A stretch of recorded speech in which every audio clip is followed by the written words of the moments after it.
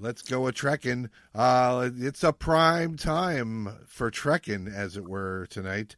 It's your buddies here, Butch, Butch, and Rob, with the Cinema Color podcast. Is that a trek in your pocket? Number 19, as my buddy Dave would say, 19. Yeah, that's right. So we are here talking about our 19th pick for a pocket novel with my buddy Rob. That novel is Memory Prime. Hence the primetime joke. So let's talk to my co-host real quick, introducing himself in the red corner or the blue corner, your choice, Lord Rob McCullough. Welcome to SummerSlam '89. It's the Hulkster versus the Macho King and Zeus the Monster. Did I get that right, Butch? Very close. I believe that is close. That's Zeus on the cover of Memory Prime. It does feel like Zeus on the cover, except instead of a Z shaved into his head, he's just got a ponytail on the side. Yeah, that's right. So this is a novel that I remember pretty well, actually. Of all the novels we've done, this is one that I remember fairly well, and by fairly well, I mean I remember almost none of it, but I remember some of it. I also vividly remember when I read it. I remember being in high school and reading this in like my English class or whatever. Of course I didn't. This came out October 88. I was a college student when this came out. Yeah. So clearly false memories. What else is new? Patrick gaslights himself all day long. Doesn't remember anything about when things happened. But yeah, do you remember this one at all? I remember buying it. I remember the cover, and that's it. And you know why I think that is, Butch? I gave this some thought.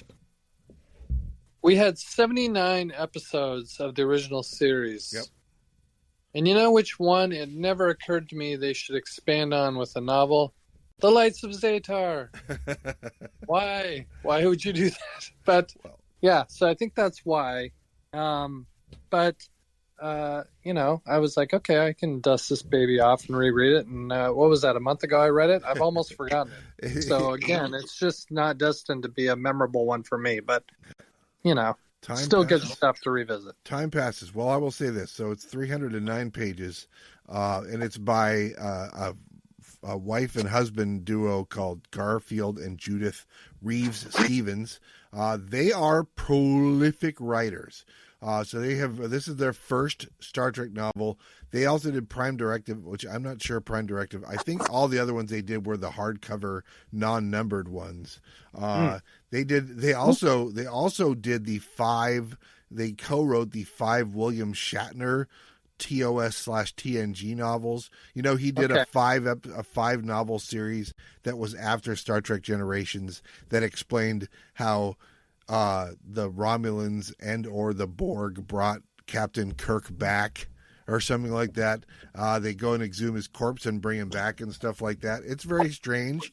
But these two authors are terrific in terms of they have an encyclopedic knowledge of TOS, a really good handle on the characters, I think. And they are also not afraid to do bonkers things. The most bonkers thing they ever did, they also wrote 6 episodes of Star Trek Enterprise, which was that series that takes place 100 years before TOS that came out in the early 2000s.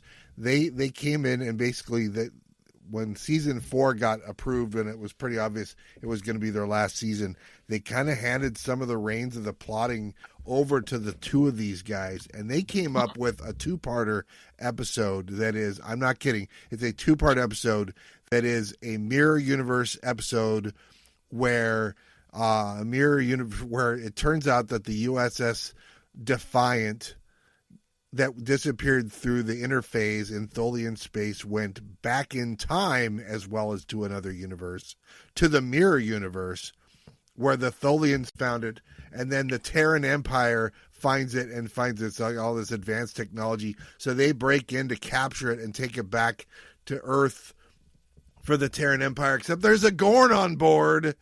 And I mean, it's just so bonkers. They're like, let's do everything in one 2-part episode. Mirror universe, Tholians.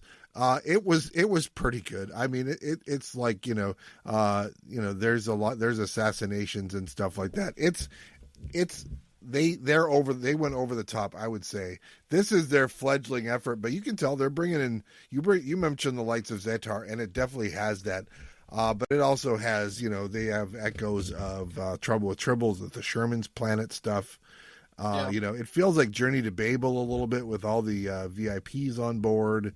And there's so many Journey to Babel novels. It's amazing. What was the one we read earlier this year where was it the Prometheus design, I think, where there was some asshole Vulcan super colonel or whatever. Super Admiral, that's right, yes, exactly. Yeah, it was like he worked for the WBA, so he was the Super Admiral. and he just was like, you're an ass, everybody's an asshole, and you're in the brig, and blah blah blah, and it kind of felt like that. Commodore Wolf is definitely taking a page out of that guy's book. I'm telling you. Oh yeah. So that's what else they give us. They give us the asshole Admiral, except she's a Commodore. We've had asshole Commodores too, although Decker only was a semi-asshole, I guess. But really an over-the-top asshole Commodore. But I'm getting ahead of myself. So. Oh yeah, for sure. Yeah, I will say that at least I think they gave some modicum of a reason why she was like the way she was being. I don't know if I agree with it, but they gave it a reason. We'll see if we believe it. So their mission in this one is they have to ferry some scientists to Memory Prime for the award ceremony for the Nobel and Z Magnes prizes, which we had heard about. Right, that we've heard about the Z Magnes prize. Who was it who won the Z Magnes prize? Was it Zephram Cochrane, or no, it wasn't Zephram Cochrane. It was Richard Daystrom, right? I think it was Bob Dylan. Or am I getting my prizes mixed up? The times they are changing, I guess. This is not a time they are changing novel. This is a rip from today's headlines novel. I will say this: I was pleasantly surprised to see that they are going to take a hard effort swing at artificial intelligence in this. That is a topic that has really come into its own in our real world. I don't know how big of a deal it was in '88, but it's a huge deal now in the real world, right? Really only in the last 5 years has it kind of popped up on the radar, where now it's just everywhere. Yeah, so I'm assuming like Pathfinder 2 is Chat GPT, and Pathfinder 6 is, one of the other. There's a bunch of them out there. It's fun because there was also a TV series that Karen and I watched called Person of Interest that started off as this guy who created a program to find out how people are going to die. And then they go out, he has this hired muscle who goes out and helps those people not die or whatever. That's how the series starts. And then somewhere around the fourth season, it turns out that it's a super AI that becomes self-aware. And there was another AI that was created, and there's like the war of the two AIs or whatever. Wow. The show just takes a complete right turn, and that feels like what this is it's the war of the super AIs or whatever. But I'm getting ahead of myself, is what it is. But the thing I remember about this, I don't really remember the AI stuff. I remember the cover vividly. I remember thinking, well, that's the bad guy clearly on the cover, the guy with the lightning bolts coming out of his metal fingers. Not the bad guy. I was so sure that was what was going to happen. I was like, they're giving it away like on the cover of the book. You can't do that. Nope, it's a red herring, as it turns out, or a silver lightning bolt herring. I'm not sure what it is, but it's fine. But yeah, so that's what I remember is the cover, and the other thing I remember is the big action sequence at the end where they have to go hopping from bubble to bubble on these, transporter pads or whatever. And I remember thinking that was really cool. And like I said, I vividly remember sitting in my English classroom, Mr. Hatch's classroom, and reading it, but it's not true. It's a big lie. It didn't happen. So I thought that was pretty interesting. And other than that, anything else you found particularly interesting that you want to talk about before we start?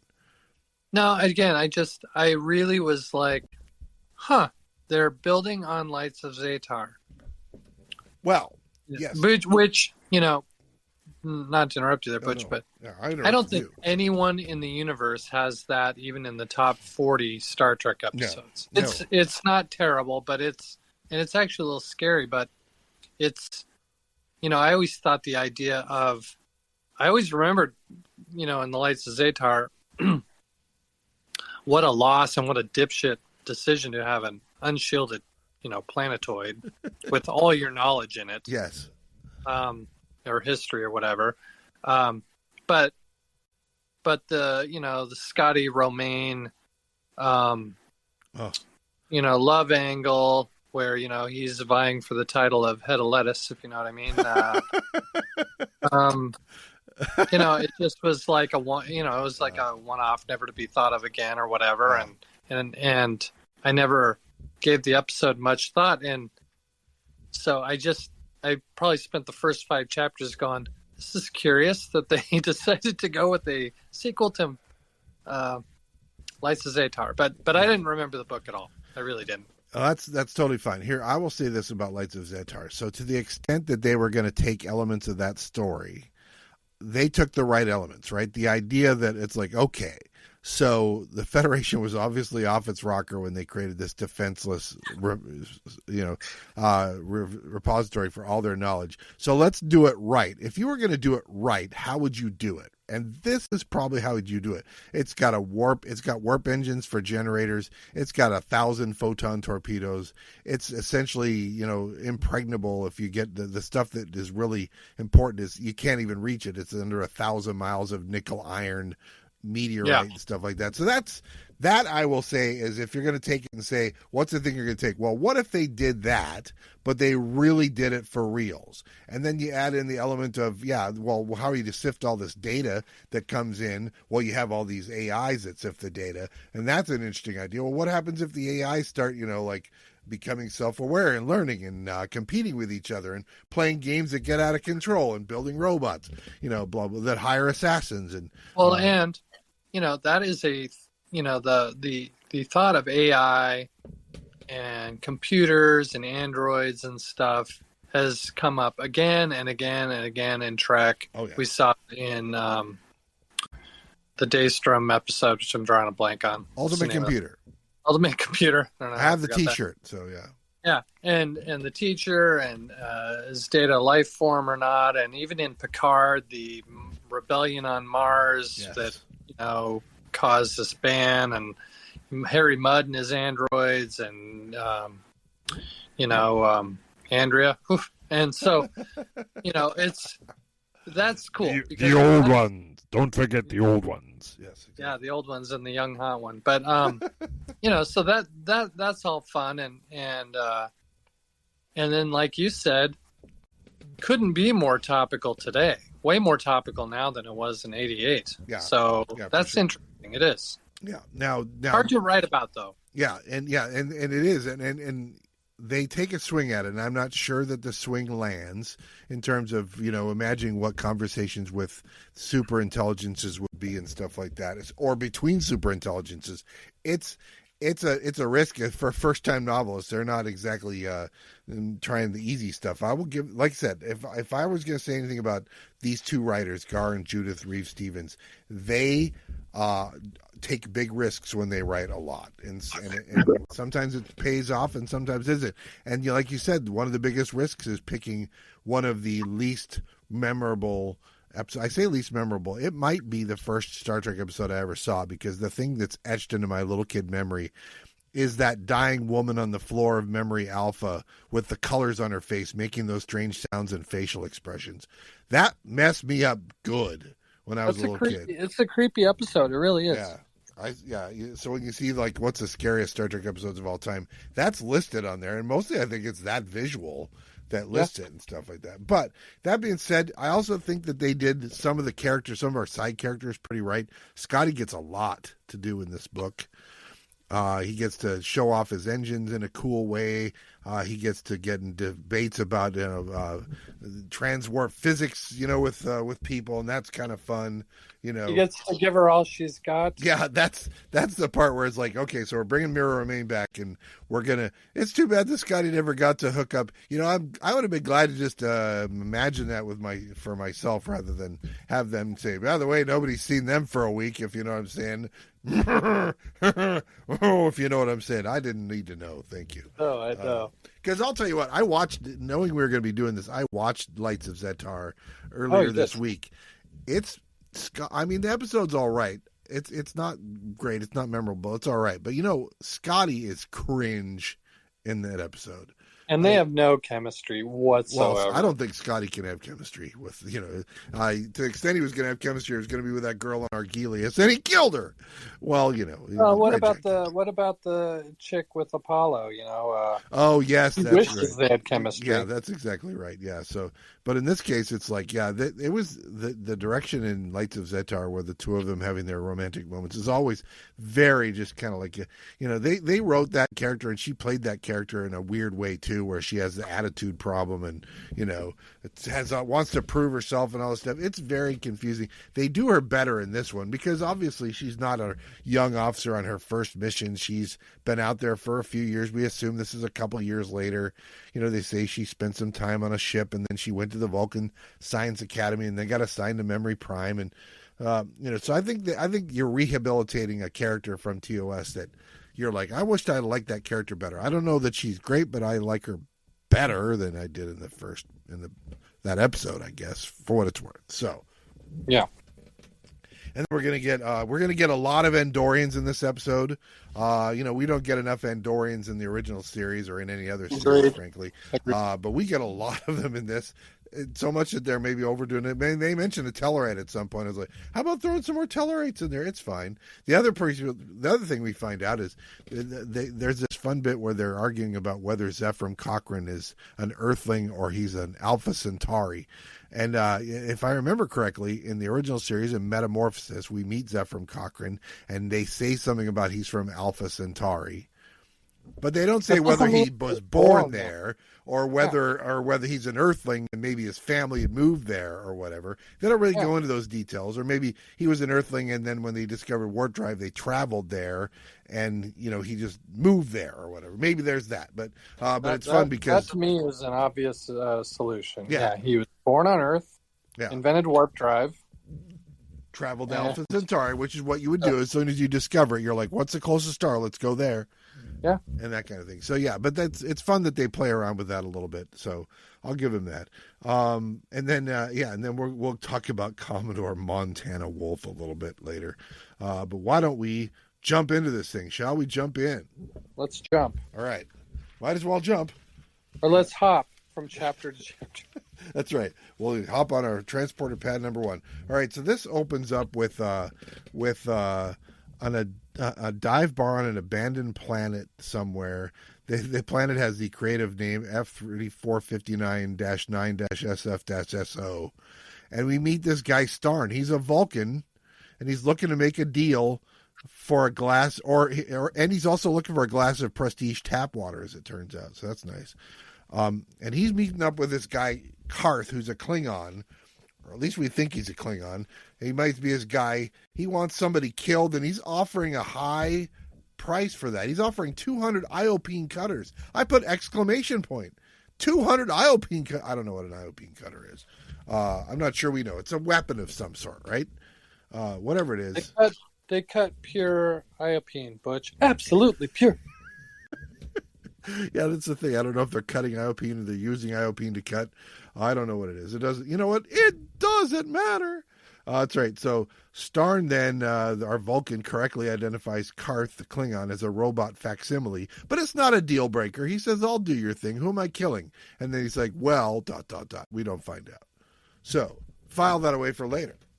Kind of a fun, but I don't know if it was necessary, but a fun way to start the novel. Yeah. I don't know what it was. Kind of like a Bond opening scene. Yeah, where it kind of has some action to grab you. Doesn't have a ton to do with anything, or does it? I don't know. Yeah. But that part where Starn, jumps out of an airplane and parachutes down and lands in a volcano and kisses a topless girl, and she says, "Oh, Starn." There's that.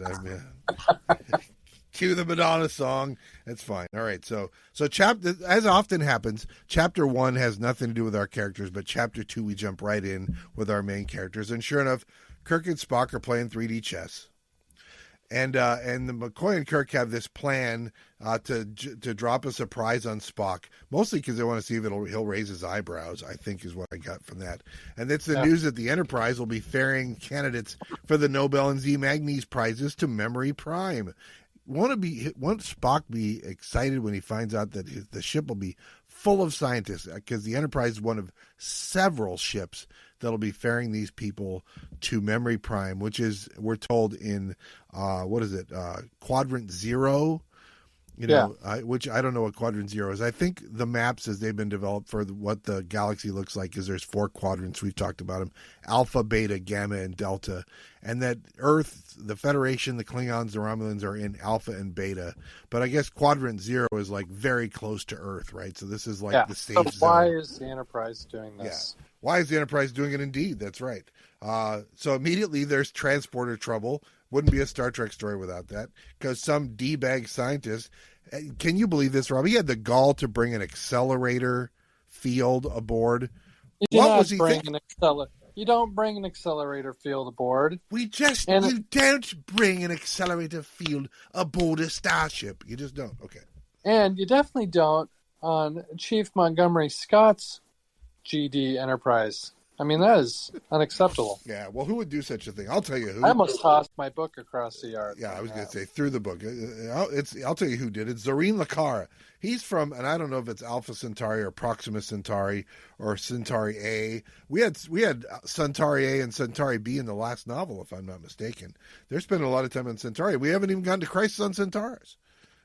Which I do remember. But, that's right, exactly. And so it turns out Sulu was manning the transporter when this all happens, and it triggered some sort of a shut-off device. And Scotty's yelling at Sulu for doing it. He's yelling at Kyle for not being at his station. I'm sorry, Cowell for not being at his station, and all that. But nothing comes of it, because it turns out that this guy has invented an accelerator field that you can have near an active warp field without destroying an engine room. So no harm, no foul. Why did you not do a Sulu impression? Come on. Oh, I don't have one other than oh my. Oh my. Yeah,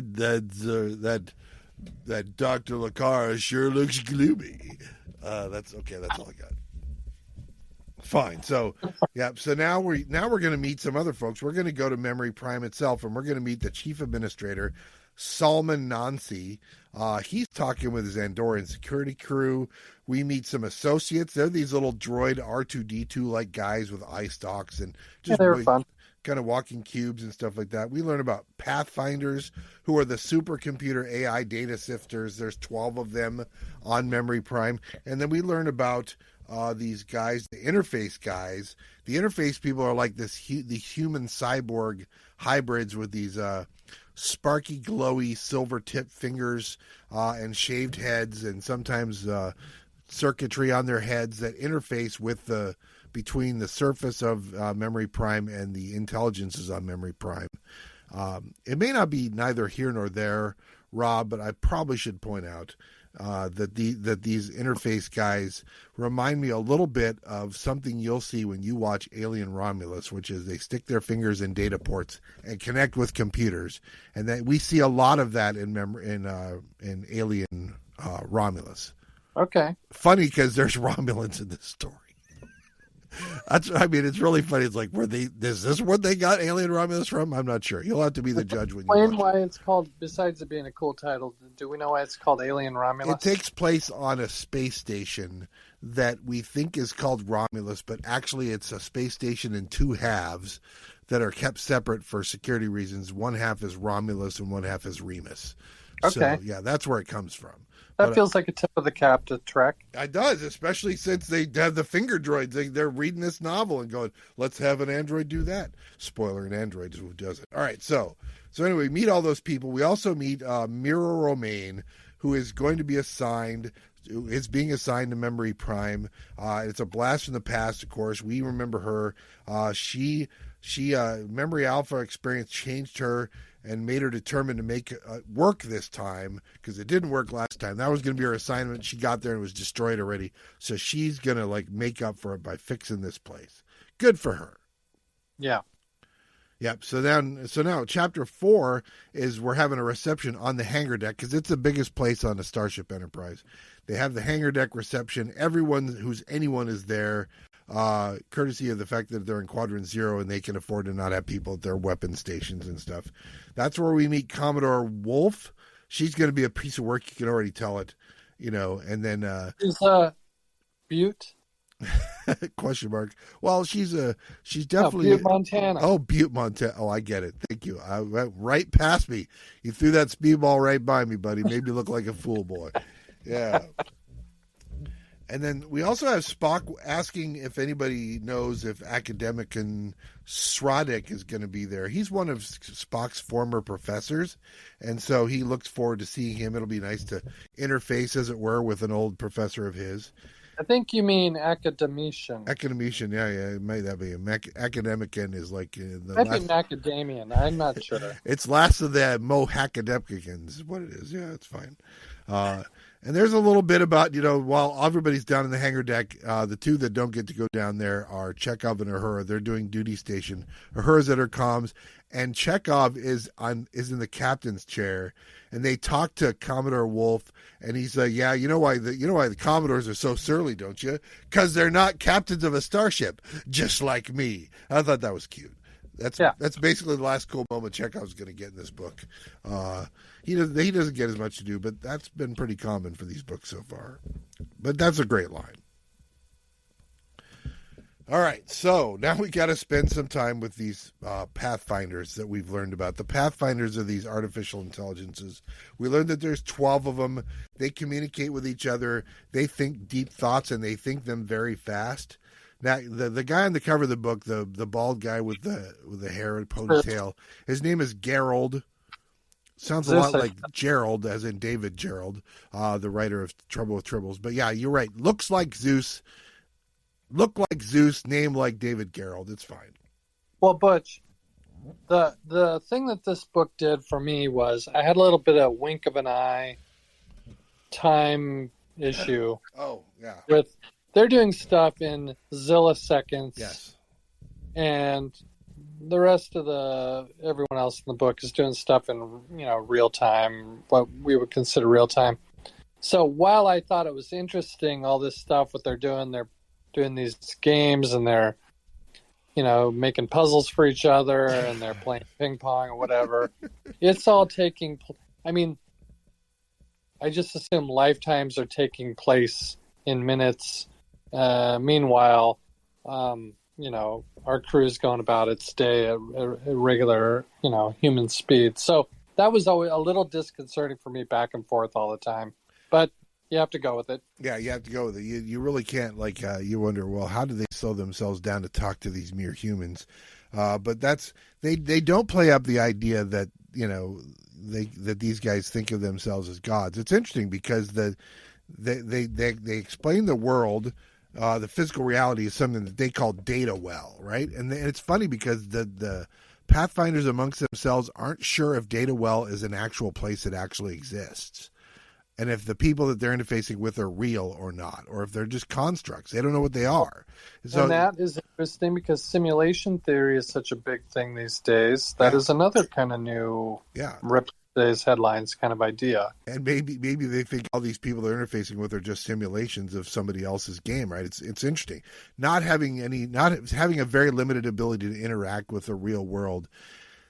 The authors here kind of explain that the Pathfinders don't really know if they believe in a real world. And that's interesting. It's like the world that they can experience is not the real world. And so so that's why they don't think of themselves as gods, is because they don't know that another world exists for sure, right? Which is a weird thing.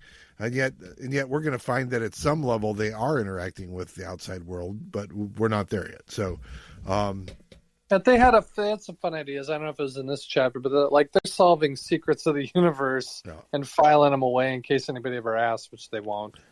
But that's kind of fun. They're kind of cracking these. Everybody's out there doing their stupid research, and they're solving all the problems without doing the research. So we find out that the interface people, the lightning finger people, want to set some limits on who can access the Pathfinders while the award ceremony's there, and the Pathfinder's like, nope, everybody gets free and unfettered access, which creates a little bit of tension between the humans on there and the interface people, which are the lightning finger people, and the AIs on there. So we're creating tension already, even if we don't really understand what the tension's about. They didn't want to have Romaine in charge, but the Pathfinder's like, nope, she gets to stay in charge. And they're like, oh, I'm going to storm out and twirl my hairnet over my ponytail in just such a way to show my derision, is what they're doing. Yeah. Yeah, and then there's some talk about maybe they'll be playing a new game between all of the Pathfinders or some of the Pathfinders.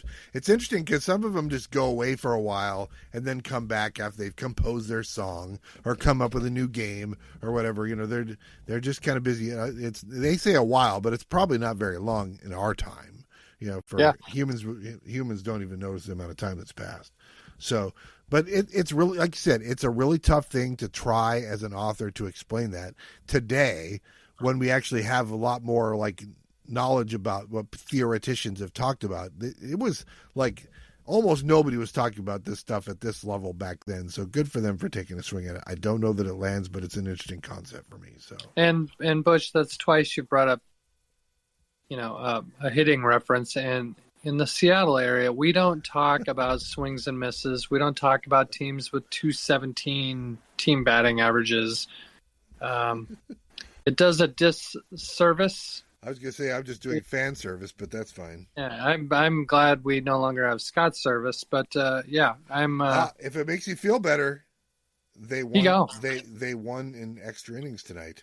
It does not make me feel better because the season is shot. Yeah, well, I mean, they can get they're like 5 games out of the lead in the West. They can still make it. I don't think they will, but they have a chance. But anyway, so how about we just put our AIs on Mariners duty and we get back to the book? How about they did the next best thing? They hired Edgar Martinez back. There so that has to have some rub. It can't hurt the batting average, I'll tell you that. All right.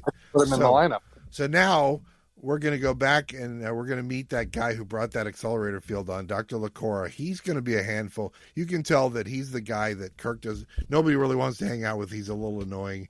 But you know who really thinks he's annoying is Scotty, because the two of them have strong differences of opinion when it comes to warp technology, and they're not afraid to share those differences of opinion with each other.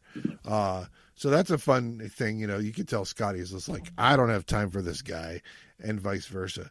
And if my grandma had wheels, she'd be a wagon. Yes, I love that. Very, very Scotty's thinking these thoughts, if nothing else. So then we're going to meet this guy named Lieutenant Abernand, who apparently is Commodore Wolf's chief military guy. I think that's who he is. And he explains to Spock that Spock is being detained and being interrogated. Commodore's orders. And there's something about a Starfleet Alpha emergency, and so Commodore Wolf is like flexing her authority as a flag officer, and Spock and McCoy, McCoy is giving Spock an exam because of this arrest or whatever, and they're jousting a little bit.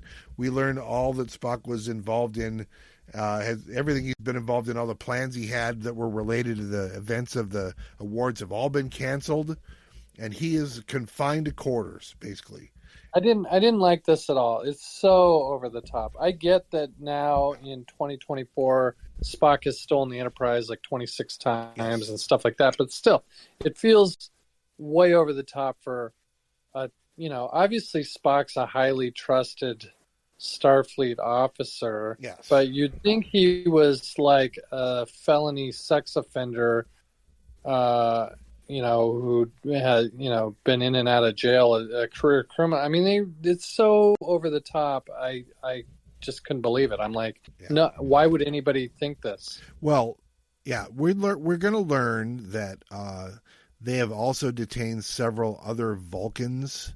Not all of them, but some of them, and we don't know why. Some of them on Remain staff, others on some of the people who are the scientists and stuff like that.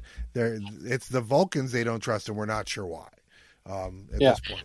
But I mean, but the reader isn't for a moment buying any of this. No, but we've seen this we've seen this recently. Although I guess recently it was Spock confining Kirk to quarters. I guess when we did Prometheus, right? And that didn't really make sense either. So it's only fair to say if that didn't make sense there, that this doesn't make sense here. But at least in this case, it's not one of our heroes that's doing the confining. Some asshole Commodore comes in and flexes her muscle and stuff like that. And so you can always explain it away by she's an asshole, and she, when Kirk meets with her, she calls Spock a maverick, which is interesting. Spock, the rule follower, is a maverick, and then you're right. We can point out times when Spock has like stolen the ship before, and in this episode, if this book is an episode, then at least one of those would have already happened. The real one, right? The menagerie one would have already happened in this episode by the time this has happened. So it's not uncalled for, I guess. It's not unheard of. It's uncalled for, but it's not unheard of. How about that? Yeah. And Wolf says that there's a plot to assassinate one or more of the nominees, and that Spock is right up at the top of the list of suspects, but without giving details. There's something tied up with somebody called T'Pel, academician Spock, and something about Sradic's research, or academician Sradic and his research, but we don't really know what. And then there's a scene which I don't remember seeing the first time I read this, but when I was doing my notes tonight, I completely missed a scene where that Starn guy is on the Enterprise in the dilithium lab. That's probably a scene. I forgot about that. I didn't even know that happened the first time. So now we see him there, and now we know something's afoot. Although, because when the stuff happens in one of these coming chapters, I didn't see coming at all, and I should have if I'd have seen that. So, meanwhile, back down on the planet, Nancy, he's the guy who's in charge of Memory Prime, and his Andorian security guy Harar are meeting with Romaine, and they've learned about the AI Pathfinders are hiding information that they are much more powerful. They have much more data processing power than we thought that they did, and they haven't shared that. And it's like, what are they keeping secret down there? What are they doing? We don't know anything about it. And we, and they wonder. And then the one guy, the Andorian's like, I wonder, why do humans always build machines that are thinking machines without putting an off switch on them? I was like, that is a fantastic question. Preach, baby, preach. That's right. I'll tell you why, because they think that they have rights. Commander Data is the reason why this is a problem. Is as soon as you think you can put an off switch on him, well, Commander Data is like, but I'm a person, you can't do that. So it's fine. That's a few years away. I'm sorry. Yeah. All right. So then, and he did have an off switch, by the way. Oh yes, that's exactly right. We learned that pretty early on. So the next chapter is that chapter I was telling you about, where Scotty is giving a tour of the Starboard Warp Propulsion Unit to a bunch of the nominees and Commodore Wolf. Shrodick was supposed to be there, but he had to cancel unexpectedly, so he's not there. So Scotty and the Lakara guy from Proxima Centauri are still bickering.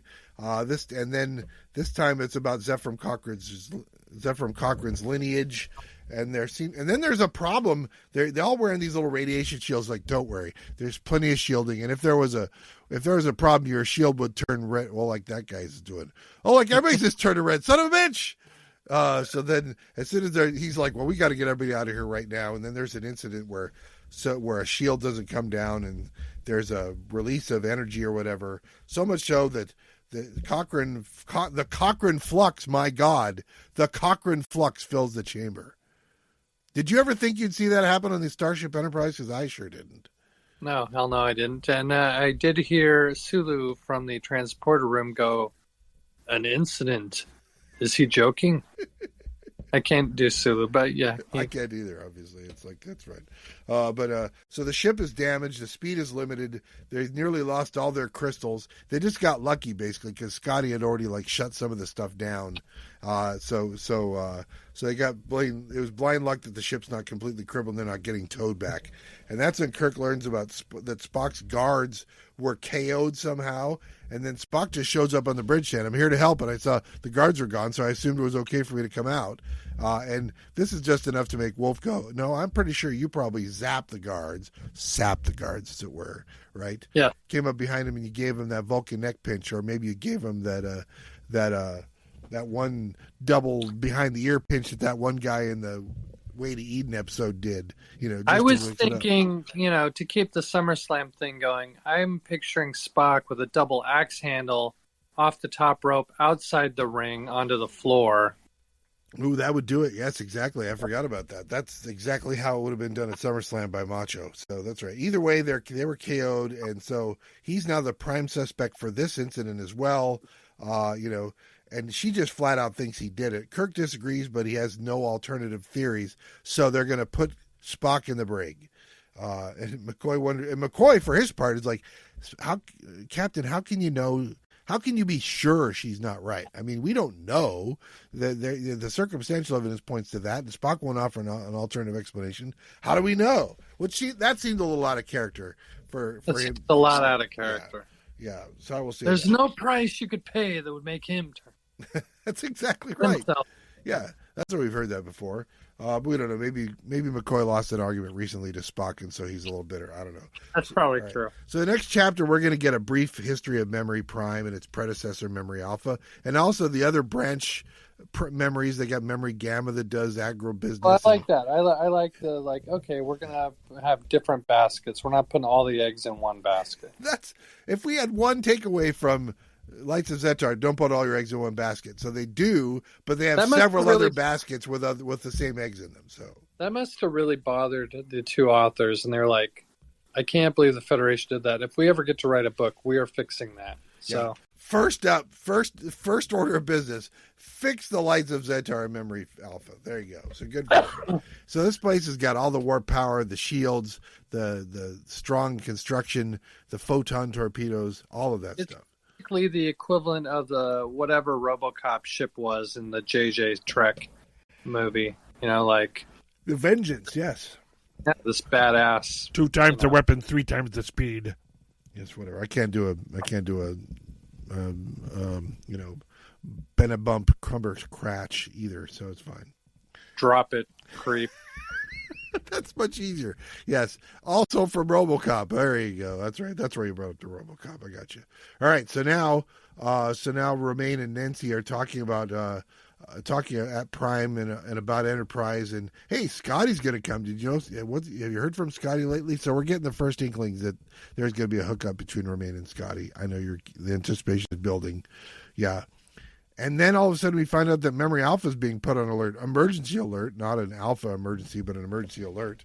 Do you think Romaine said,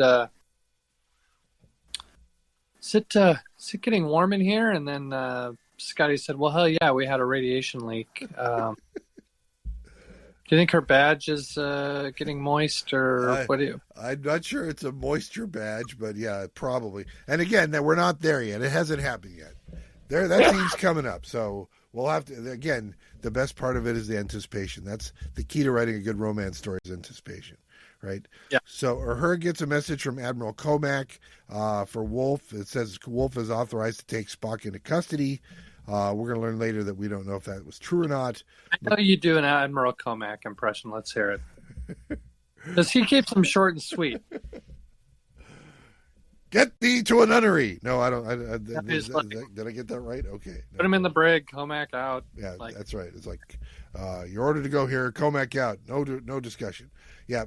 So then McCoy points out to Kirk that starship captains aren't gods, even though the life on the frontier might convince you otherwise. There's that whole, starships are built for being out there on the frontier, away from the inner planets and stuff like that, and so. I'm sorry, but it is weird having the Enterprise be so close to Earth, almost totally helpless. The crew treated like a bunch of jagoffs, and Kirk being almost impotent. That is strange. It is strange, but it's and they don't ever give a satisfying answer for why the Enterprise was picked for this duty, other than it's a prestige ship and this is a prestige duty, right? But it's like, why? It's not prestigious. They have it every year. Well, maybe it's like the Olympics. Maybe they have it every 4 years. You don't know. I don't know. It doesn't seem like it's an Olympics thing. I think the Nobel Prizes are every year, is what it is. But maybe on Alpha Centauri, a year is 4 years, and that's, I don't know. I got nothing. Yeah, I got nothing. Maybe over there a year is every month. I don't know. All right, so now we find out that Farrell, who's an Andorian, he's now in charge on Memory Prime because of the emergency. The orders are that the award ceremony will go forward as planned, and that any attempt to get explanations or more details, we just get an answer. It's classified. You can't know. Yeah. And then I like how Kirk and McCoy finagle a meeting with Spock, who's in the brig, because they're like, well, Kirk volunteers to be his legal advisor, and McCoy's like, I'm his physician. You can't keep his physician away. But Spock has been denied computer access, but he has access to like viewers or a view screen or something like that. He can't. If we know one thing from TOS, it's that you can take over the Enterprise anytime with a Kindle. Yep. With a an iPad. They will hand you the directions if you don't know how to take over the ship. Well, if there's anything that we know, you're correct on. You know who doesn't know it? Commodore Wolf doesn't know it. So good for her and good for us because she lets him have the stuff that's going to be necessary for him to get away. Although we're not there yet. So would you say, Butch, she is a wolf in sheep's clothing? $1 million. Very good. No, yes. That was an Andorian voice. I was quoting Journey to Babel. My people are proud and warrior race. I do like how the Andorians in this book they make all their S's go. It was long ago. They always double S all the S's on this, which Yeah, it's because that actor from The Man Who Knew Too Much, that's right, who was the great Andorian in Journey to Babel, he set the standard. He did. I mean, so much so that they're copying it. And once Gar and Judith Reeves-Stevens put in there, it's canon, baby. And I don't know if you know this. After his in-ring career was over, he became a very good color man, and he would say, "We're going to have a new champion, 1, 2," and he kicks out. Geeks out. Yeah. That's funny. Man, you are all over SummerSlam tonight, aren't you? My God. Look at you go. I like it. All right, that's fine. All right. Baby. So they're going to do a little investigating, and they're going to find out that there's that Sherman's planet, there's an inquiry happening because there was a famine on Sherman's planet after the Quattro Triticale was delivered. We're like, what could go wrong? That was going to solve the problem, but apparently it went terribly wrong, and we don't know why. We really don't know why it's important here either, but they're doling it out slowly. That does remind me, though. Chekhov was so funny in that episode. Oh, yes, Quattro Triticale. And he's rattling off the stats, and Kirk's like, I'm kidding. Am I the only one who doesn't know about this stuff? Yes, exactly. Imagine the Andorians saying, "The Queen's sensational sherry." Huh? No? Nothing? Still SummerSlamming? Okay, that's fine. Not only that, but you're SummerSlamming. What year did you say? 1990? 1989, baby. 89. The next year. That was 35 years ago, my man. 35 years ago. All right. So then, so now Mira. What am I saying? So Mira has 3 of her help who are all in the brig. They're all Vulcans. We don't know what's going on with that, other than Vulcans seem to be targeted by whatever this investigation is. Kirk and Mira have a reunion of sorts. He briefs her on Scotty's situation. Then we get news. They ask Chekhov about Wolf, and she made up. He says, well, there's some made up charges about Spock. Which is kind of fun. And then he and Nancy go off and they exchange pleasantries, and he gets invited to a party and he gives Nancy a bottle of vodka. It's all great fun. That's, I guess, Chekhov's second moment in this book, I suppose. But there's just not much happening there. It's just kind of there. Then we learn about Romaine's past. This is when she was on the spaceship, the Rainbow Warrior, which I think is... Sometimes they do call-outs to real ships. The Rainbow Warrior is Greenpeace's ship from the 80s, if you remember that one. Do you remember that one? Well, and the University of Hawaii's football team was the Rainbow Warriors. Exactly. I don't know if they still are. No, they're the Warriors now is what they are. That's correct. Okay. All right.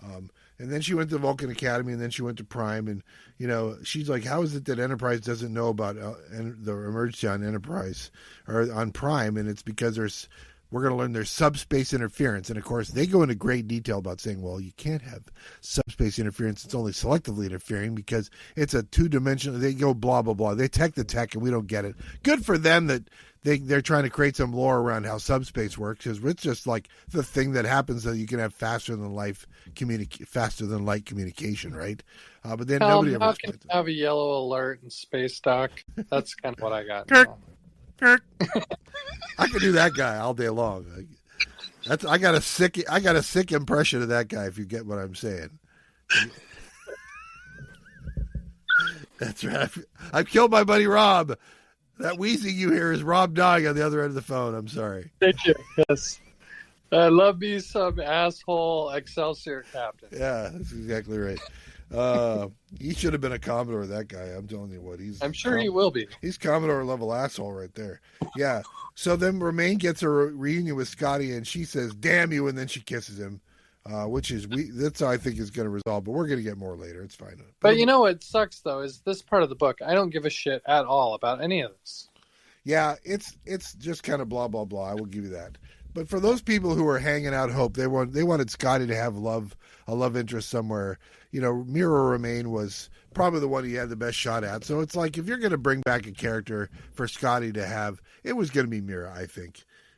Not the best, but the most likely. How about that? Wasn't there a novel? Maybe we've done it, or maybe we haven't, because they're all a big jumbled mess in my head. What I do remember, but there was some book where he had like a redheaded, shot engineer. Yeah, was that a book? It was one of the early ones that we did. Yeah, and I can't remember which one it was, but yeah, she's like a bit of a firebrand, a bit of a firecracker, and stuff like that. And she's his number 2, as it were, down in the engineering deck. Yeah, we don't get. So something could happen there with him. I mean, Scotty's got game. That's true. Well, yeah, I mean, for sure, but or I think so, but. Yeah, so but again, he has a lot more interesting things to do in here than canoodle with Romaine, is what it is. You know who's not having a good time either? Or her is furious that she's on bridge duty and not planetside. I put FOMO. I think I'm using that right? Fear of missing out. You know, and stuff like that. And then Nancy's speaking with the Pathfinders. He's talking to 8 because he wants to talk to 6, but 6 isn't there. And if you're like me, you don't know the difference between 8 and 6 and 2 and 12. And you're never going to know the difference. But all we find out is that, 6 is impersonating 8. My God. Again, I don't know if it's the numbers or whatever it is. It's like, I can't do Sudoku puzzles either, but maybe so. It's like. Why do you suppose this really shows what a heyday we're in with the pocket novels, that this one made the bestseller list also? Oh, well, because people buy them before they read them, right? So it's like it becomes a bestseller before anybody's read it. It's fine. Yeah. All right. So then now we get what's interesting. I'm going to say this is a deep fake. We get a video message to Wolf from Admiral Comac saying, "You're going to be incommunicado for a while, but you should keep doing what you're doing and doing this stuff." And Comac out. We're going to learn later that message didn't happen. That somebody invented that message, and it's funny because people use AI these days to make deep fake videos. Yeah. And there it is happening right there. This is literally ripped from today's headlines. My God. Well, for June anyway, when all the deep fake stuff. Biden's not old. What are you talking about? There was one that I just saw the other day where somebody made a deep fake video where they have a series of prominent people. It starts with Trump and then Biden and then Bill Clinton and Obama and Harris and the Pope and Elon Musk all robbing a convenience store and then getting taken away in handcuffs while hip hop music plays. And it was like believable looking. It was crazy. Oh, really? Yeah. I mean, and it was a video that they told an AI to make, and it did. And it shows like all of them like screaming or crying as the cops are taking them away. So, as far as I know, they don't have video of Pope Francis screaming bloody murder at the cops, and yet it sure looked like it in that deepfake. So what I'm saying is, in the 23rd century, super AI, artificial intelligences could certainly do this, faking an Admiral Comac communique. Yeah, we're gonna not be able to believe our lying eyes pretty soon. That's exactly right. So, and then Romaine explains to Kirk about the Pathfinders and why the Vulcans are suspects, and that Spock used something to order. Oh yeah, that Spock has escaped, right? Spock has escaped, and they don't know where. Although we know that it's to the planet. And then, yeah, am I losing it? What's going on? All right, here we go. You want to hear my deep fake impression? Okay, let's hear it. Starbase 5 to Enterprise. Come in, Enterprise.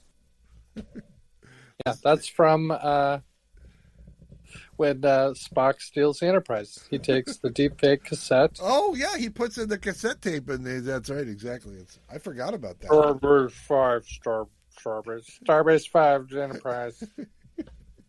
Okay. Yeah, you guys forgot to put it on full speed the first time. Yeah, I forgot that's been done before on Star Trek. Yeah. Yeah. All right. So then chapter 17. We're on chapter 17 now. We get this weird aside story about learning about Bernard Nobel inventing dynamite from the Klingon point of view.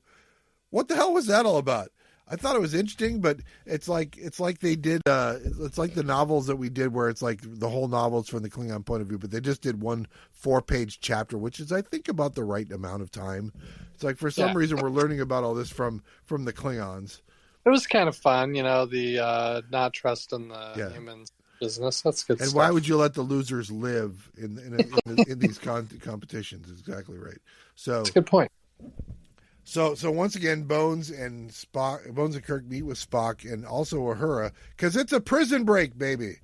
They got to find Spock before the troopers below find him, and because we find out that this is the part that's the hardest to believe of all of them, that Commodore Wolf has given orders to shoot to kill Commander Spock, and you're like, okay, that just can't happen. That just can't happen. Why would they do that? And they're going to come up with a reason. I'm not sure I believe the reason. No matter how deadly he is, why don't you just stun him anyway, right? I'm sure. I did not buy this for a second. But it does add the level of danger. We have to save him because somebody's going to try and kill him. Yep. And then they have this idea. They have this idea to beam to the planet below, but immediately Scotty and Kirk are captured because they have these cool things. I think this is a cool idea that for security purposes, they have these tactical transporter pads so that if there's a transporter that's beaming down surreptitiously, they can intercept that signal and beam them straight to the pad. So you've got guns pointed at the people who beam down.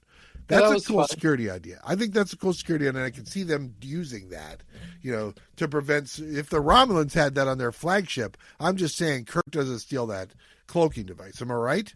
Okay. You're right. All right. That's all you need to know right there. We're smarter than Romulans, but don't tell the Romulan this because I don't want him to kill me. It's fine. Okay, so that happens. But meanwhile, McCoy and Uhura do manage to beam down, and they're running around down there. Mira and Nancy are down there. They're using the associate droids to send messages, all to help the fugitives stay fugitive and find and rescue Spock.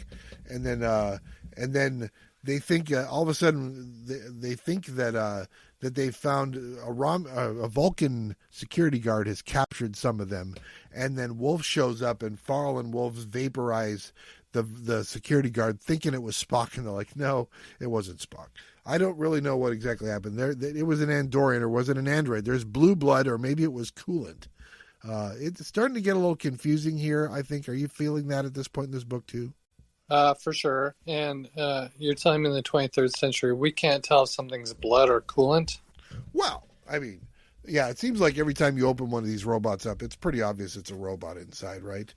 Norman even was pretty obvious a robot. Use a scanner. Is it blood or coolant? That should be about a 1 second question that you have to puzzle. It feels like a taste test would solve that too, but you do you, man. It's fine. All right, so then we get a weird chapter with Pathfinder 2 is in disguise, and I wrote question mark there. Spock is ducking the guards and gets an associate message coded from Kirk. He knows it's from Kirk because it's to Amanda from Winona. Winona, we learned from the last book, is Kirk's mom's name.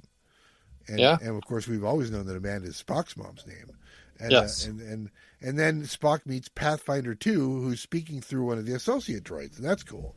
So, and he's laughing. That's how you know he's one of the Pathfinders, and he laughs. That's how you know he's 2. Well, and it was kind of fun picturing the very Star Warsian little droids running around. Yeah, exactly. All right, so then there's more androids that are sent to assassinate and kill the scientists, and they assume that these androids, the people that look like humans but are actually robots with the blue coolant, they assume they must be Romulans. Can't be the Klingons because the Klingons don't have that technology. So it's got to be somebody else with that technology. So they assume Romulans. Did you want them to be dripping milk? Yes. Yeah, I thought milk would have been meat, right and proper. Yes, we're aliens again.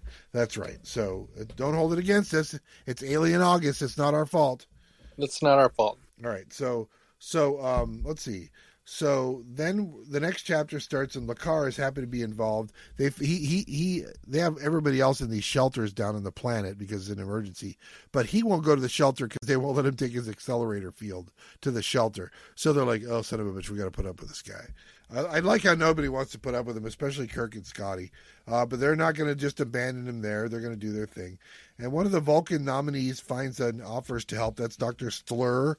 If you're wondering who's going to have the hard-to-pronounce name, it's that guy. Kirk sends Scotty and Slur to meet with Commodore Wolf. "Do it for Mira," he tells Scotty. And Scotty's like, "All right, then I'll do it."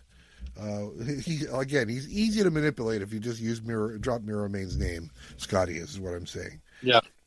And then we learned that all of this might be related to an economics lesson. And if I know anything about my experience studying economics in college, I knew just enough to not really understand it.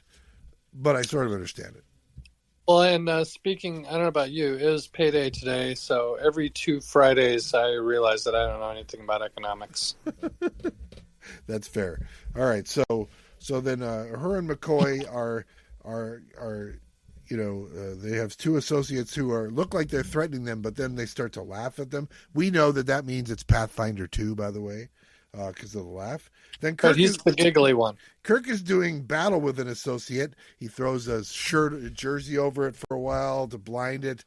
He disables it, then he escapes, and then he's attacked by a different associate, or maybe rescued by a different associate. Mutual acquaintance says, "Fascinating," says the associate. That's fun. Maybe that's a Spock reference. Kirk and Spock are reunited and may meet Pathfinder 2. That's fun. And that's when Uhura suspects that Comic message might have been a deepfake from Prime, and then they're on. They figure out maybe then this is when Spock spills the beans about something that they've been wondering about for the whole novel, and Spock has known the whole fucking time. Pardon my French. What T'Pel means. It's an adept of T'Pel. They're formerly Vulcan, now Romulan assassins. Like they were assassins, adepts of T'Pel. T'Pel was in fact, I think the next chapter is going to be, that's right. We're going to get a brief history of the Romulan departure. And Serac, beholden to no one. That's right. And these guys, the T'Pel was a competing voice with Serac. And when the people who will become Romulans left, the T'Pel people left with them, and eventually they fell out of favor after the Romulan-Terran War. And now they're nobody's fool, the adepts of T'Pel. They're not Vulcans, they're not Romulans, they're their own thing, is what they are. Trouble is what they are. That's what they are. Yeah, they're the baddest of the bad. That's right. And so McCoy and Kirk are miffed that Spock withheld that information. That would have been helpful to have. There's a death order for Spock. We learned that the reason there's a death order for Spock is they believe that Spock is an adept of T'Pel, and if that's the case, he's a deep agent, or maybe he's replaced Spock. He's not Spock anymore. I don't know why they leapt to that conclusion, other than somebody's manipulating all the information, and maybe they gave them that indication. And Montana's obviously retarded. She is out in left field. That's right. Then we're going to get more stuff from Sherman's planet being corrupted. It was designed, maybe they thought that was an act of economic terrorism against the Federation. Scotty's getting interrogated by Wolf. Let's just say, in this conversation that Scotty's having with her, let's just say Commodore Wolf has a bit of the Janice Lester syndrome, right? Yes. That she is pissed that she can't be a starship captain, that the best she can do is be a Commodore, which, by the way, outranks a captain. But it's not the cool job of being the starship captain, right? It's not the cool job, and I'm going to show that prick Kirk that I can bust his balls whenever I want to. Yep. Yeah. That's right. So then finally, we were like almost 200 pages in this book, and finally Spock's going to get to meet his old teacher and his hero, academician Shradek, only to find out the hard way that Shradek is not who he thought he was. In fact, there is a Shradek. We're going to meet him later, but he's been replaced temporarily, possibility, by this guy, the adept of T'Pel, who was also Starn, but he's in disguise both times. We learned that I'm sorry, I prematurely said that the other guy had the hardest name to pronounce. How do you pronounce TR apostrophe Nele, by the way? Ternelli? Okay. He's the Riansu, the Romulan. Well, it'd be like if I was like, "Hey, Butch, it's me, Rob," and you're like, "Hello," and I was like, "Remember me?" and you'd be like, "Yes." That's how Spock is with his teacher. Yeah. Oh, yeah, totally. Like, A pleasure. Like, you remember me. A pleasure to see you once again. Except I'm a Vulcan, and I don't experience pleasure. That's right. Yes, I like boxing. I also. So it's fun. It's fun because he's using his pain darts and his acrobatics. I assume being an adept of T'Pel means you are trained with Cirque du Soleil. I assume maybe. There's a lot of jumping around. No, I was getting a little Blade Runner vibe. It's not that he's a pleasure model, but he's more the badass killing machine model. Model, yes. Beauty and the Beast. That's exactly right. So yeah. All right. So then, so he won't say who his target is, but he will use some of the associate droids to do it. Is what it is. So then we get more Pathfinder stuff. 2 is our hero. I guess we're learning that 2 is our hero, but we don't know who, if any of these, is the villain. I think at this point I figured out that one of the Pathfinders is the one who sent the robot androids and stuff like that, but we don't know which one it is, and we don't know why. So the question is, will it be a good payoff when it happens? I'm not sure. So then our heroes do use questionable tactics to escape the associates. Hey, Spock just lays still and just moves very slowly, a few inches at a minute. In an hour or so, we're going to be out of here. And that's exactly what happens. I don't get it. It's that whole visual acuity of robots thing or whatever. If you move slowly enough, they'll never notice you and just all be gone, and they'll just, I wonder where they all went. I'm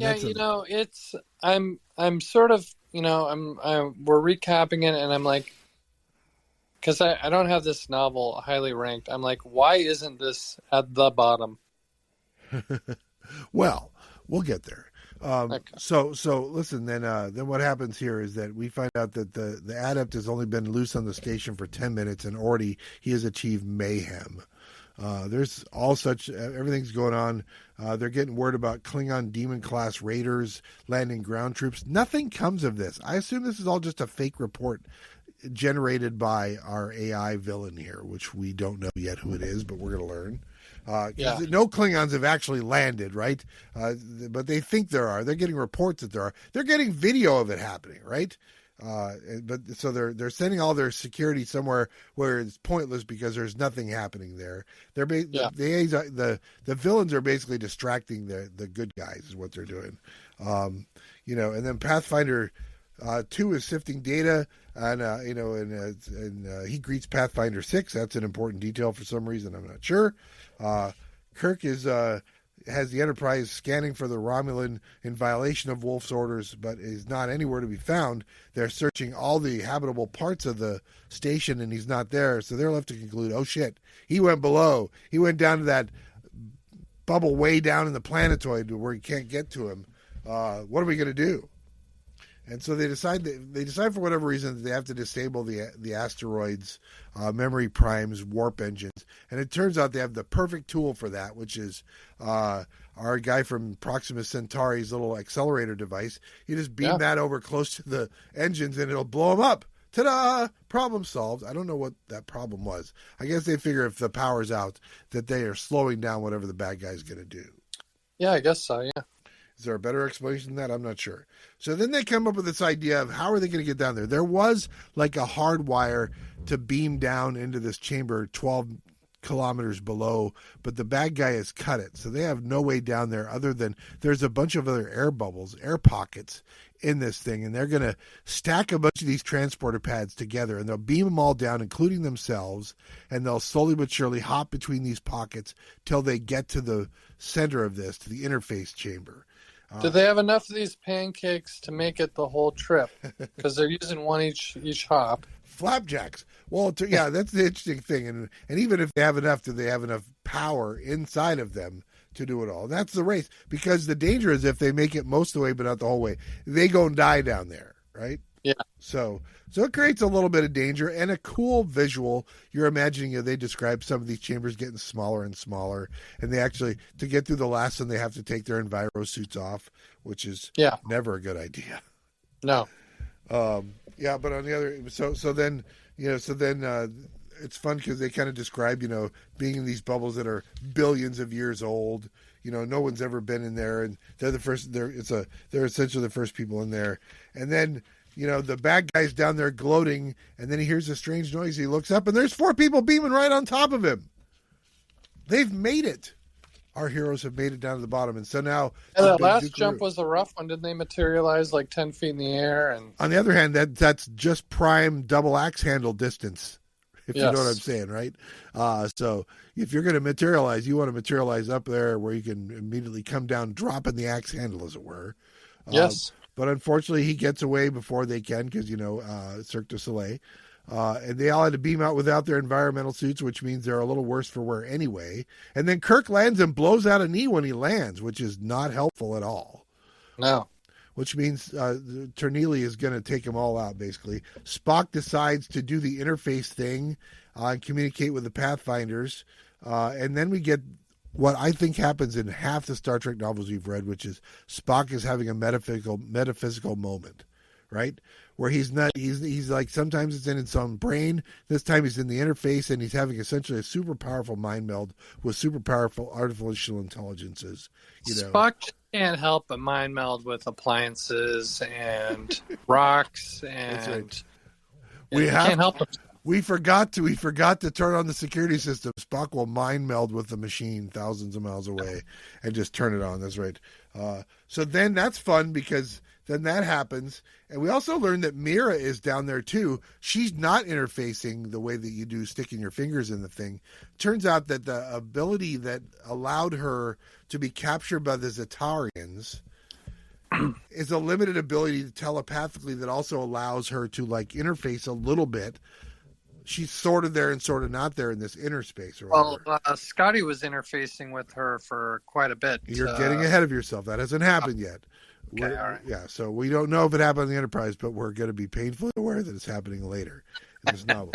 And so they're battling in inner space, and then Spock and Ternili battle in real space, and then they battle, and then when that Spock gets a final headlock on him, Ternili puts the mind meld on him, and now they battle in mind meld space, and in all 3, Spock wins in all 3.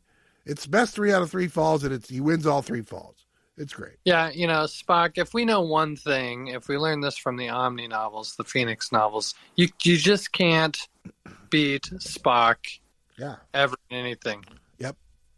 But at least in this case, they didn't create Ternili. Ternili is, at the end of the day, just another Vulcan like him, and so I guess he's got all this combat experience, and once again, Spock beats him anyway. But at least there was Spock and a couple other people at least to start with, so there's that. Spock has all the intangibles, though. He's got the heart of a champion. Yes, that's right. He's got the heart of a champion. His left jab is underrated. I'm not going to lie. And he's got a pretty good chin, so he's got that going for him. So listen, so while they're in the inner space, we learn that Ternili has triggered the explosion, and Spock's like, well, I can intercept it or redirect it. And then we learn after the battle's over that, by the way, the explosion happened, and what was the target? And Spock says the target was Pathfinder 12. Except that wasn't the real target. We're going to learn later that the real target was all the Pathfinders. And so which is weird because I was like, who was the Pathfinder who sent the robots? I figured it was like Pathfinder 12 was the villain to try and kill all the other Pathfinders. But it turns out that that's true. But when 2 and 6 and 8 found out about it, they helped Spock figure it out. And then they did the switcheroo. And they just blew up 12, who was like the newcomer, the Johnny-come-lately, the new money among the Pathfinders, as it were. He was just assigned to the Nostromo 2 days before this episode started. 2 days before. Absolutely 2. So, sorry, did I get that wrong? I'm sorry. Yeah, that's right. I don't think the authors know what's going on in this book. Well, so anyway, Gerald, our villain from the cover of the book, is helping them recover. Apparently he's not the bad guy. Regardless of, you never judge a book by its cover, Rob. That's what I'm saying. If I may coin an aphorism. So it turns out that 12 had completed some problems. He had the syndrome of mismanagement, and so he is the one who sabotaged Sherman's planet thing. We don't say that word in Star Trek anymore. Sabotage? Sabo? messed Listen, up. all y'all is Oh, sabotage. sorry, I forgot. Holy crap, I forgot. I was thinking Star Trek 6, but you're going Star Trek Beyond, and you're right to do that. That's fair. Yeah. Yeah. Also a technology. So let's see. They wrap it up. Comac saves the day. Scotty and Romaine get to hang out they haven't been seen for days. Shrodick, the real one, drinks bourbon from Kentucky, no less. Yeah. And they're hazing Spock at the end, which is always fun. So that's how our novel ends on chapter 30. I think we're going to have diverging ideas of this novel, Rob. So it sounds like you didn't like this novel very much. I did not like it. I thought it was a hot mess. I mean, it's fun for me to read almost any Star Trek novel. Yeah. I'm talking to you, Sandra Mulchak and Vonda McIntyre. I don't like reading yours. That's work. That's like a whole Brian Johnson AC/DC album straight. But most of the time, I enjoy reading any Star Trek novel. And so at that level, I could read it and I was enjoying it. But it's a mess, in my opinion. It had some interesting ideas, yes, but some of it was so convoluted, muddled, and over the top with the Commodore stuff. Oh yeah, kill Spock on sight. Oh, throw him in. That I was struggling. Well, I understand that. So where do you have it ranked? Do you know? Do you have it? I have it second to last. Oh, okay, that's fair. Yeah, I have double, which I don't even remember at the bottom, but I know I didn't like it. Double is when we have the Kirk android from What Are Little Girls Made Of make a comeback, right? So yeah, still not ringing a bell, and it shows you how much I like that novel. And I'm going to give the little talking pyramid from the Klingon Gambit the benefit of the doubt and put it ahead of this novel because I really did not like this novel. All right, and also the plot of let's hire a crazy Romulan killer to screw up the Nobel Prize. Like, what the fuck are you even talking about? Well, I think they make a case that if you kill all of the great minds of science in the Federation, it'll cripple the Federation, I guess. Do you get the opinion, though, you could go around and pick them off in the year between awards real easy? Oh, yeah, especially if you're a Romulan assassin, right? It's like you don't go where they have like security procedures. You go where they're like sitting at home drinking their tea. Exactly. That's fair. Yeah. Well, listen, so my thinking But I did like, I will say, though, Butch, I liked how you tied in the Trouble Tribbles, like, well, you see what an idiot this guy has been with the economic warfare stuff and these dumb ideas ostensibly coming from this great scientific mind that are subtly screwing things up layer by layer. That was kind of fun. Yeah. But the Scotty being balls deep and the unnecessary sequel to Zetar, I didn't need any of that stuff. Yeah, well, that's fair. So I will say this as my counterpoint to this. I will say I thought the AI stuff, while I don't think they pulled it off, I think it was a cool idea to do it, and I think I was much more inclined to think it was cool and relevant today than I was in '88 when I read it. I do remember reading it, and that the whole transporter hopping through the bubbles in a billion-year-old asteroid was really visually cool to me, I think, is what I'm saying. So I thought it was one of the better action endings to one of the novels, any of the novels we've read so far. It was different, that's for sure. Yeah, it was creative. Different, yeah, and creative. And so there was that. I kind of like the idea of how they are building out this idea. I thought the characters worked pretty well, and I thought they did a good job, as good a job as any of the novels we have seen so far, of involving the side characters, the lesser characters, in a meaningful way several times. So it had that going for it, right? It felt like we're getting our Sulus and Chekhovs and Uhuras and Scotties involved more. Could you picture it as an episode? No, it's too convoluted to be an episode. Yeah. So there's that. I mean, too convoluted to be an episode and too expensive to be an episode and stuff like that, I suppose. Oh, maybe. I guess. I don't know. There's a lot going on there. You'd have way too many extras in this episode, is what I'm saying. So I have it in the middle third, So I have it at 8. Wow.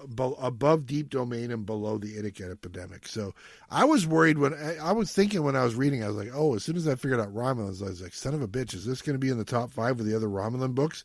The Romulans have the top 4 spots on my list, but it didn't earn that. It didn't earn that because it's too convoluted and stuff, and the Romulans just don't show up until the end, and they're not sufficiently Romulan. I kept thinking, for the most part, you still think of this guy as a Vulcan, really, right? It's like, yeah, so it didn't feel Romulan, and it doesn't really matter because it wouldn't have made my top 5 anyway.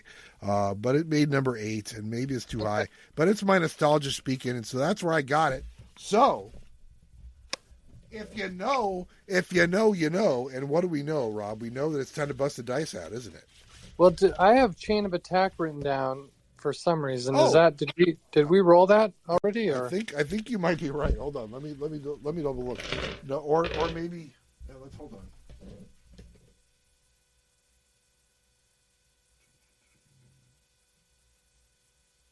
What number is Chain of Attack, by the way? I have no idea. Oh, well, that's helpful. Let's see. Well, I mean, I can go over to my books and look. We did Chain of Attack at number 16, by the way. So that was 3 novels ago, Chain of Attack was. So then I just didn't write it down where I placed it. Yeah. Do you remember where I placed it? No, I don't think I remember where you placed it. I'll have to look that up, and I'll text it to you later. Okay. But in the meantime, so that means we are rolling another novel. Okay, good. That means I won't accidentally reread Chain of Attack. Yeah. Well, you would probably recognize it by the time you're 2/3 of the way through it. All right, here we go. We're rolling the dice. You know how it works. You roll to see which quintile it's in, and then which book it's in. So here we go. All right, this means it's in the 30s. 32. Which quadrant and which sector is what I really want to know. Where it's 32. Novel 32 is Bloodthirst. Ooh, that sounds good. That'll be number 20 on our list. That sounds Klingonese. Yeah, I don't remember what Bloodthirst is, but that's our next novel, ladies and gentlemen. Okay, cool. So we will be picking that up and reading it and coming back to you with more Star Trek pocket novel madness here on Star Trek. So Rob, my buddy, it's 12:26 a.m. Take us out. 1, 2, and it kicks out. I mean, live long and podcast, Butch.